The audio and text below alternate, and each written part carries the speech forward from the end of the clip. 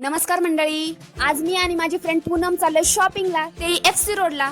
आज शर्वी मॅडमला सांभाळायची ड्युटी पप्पांना देऊन आलीये, त्यामुळे आज निवांत शॉपिंग करणार आहे. पहिल्यांदा ठरवलं FCच्या झुडिओला जाऊयात. तेवढंच काय नवीन भेटलं तर भेटलं. तिथे माझ्यापेक्षा पूनमनेच रेटून शॉपिंग केली. मी आपल्या लिपस्टिकच्या 2-4 शेड्स ट्राय केल्या, पण आपण याबाबत पूर्णपणे ढ आहोत हे मला माहितीये. त्यामुळे मग तिच्या हेल्पनीच एक लिपस्टिक मी घेतली. झुडिओतली थोडीफार खरेदी झाली होती. मग आमची गाडी निघाली परत FC रोडला. स्ट्रीट शॉपिंग म्हणजे प्रत्येकीचं प्रेम, कारण अशी शॉपिंग करायलाच खरी मजा येते.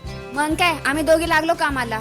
आम्ही पोहोचलो 4च्या सुमारास, त्यामुळे म्हणावी अशी काही गर्दी नव्हती. रिलॅक्स मध्ये शॉपिंग सुरू होती आमची. तसं आम्ही टाइमपास म्हणून शॉपिंग नाही करत आहे, चाललंय जरा भूर जाण्याचं प्लॅनिंग.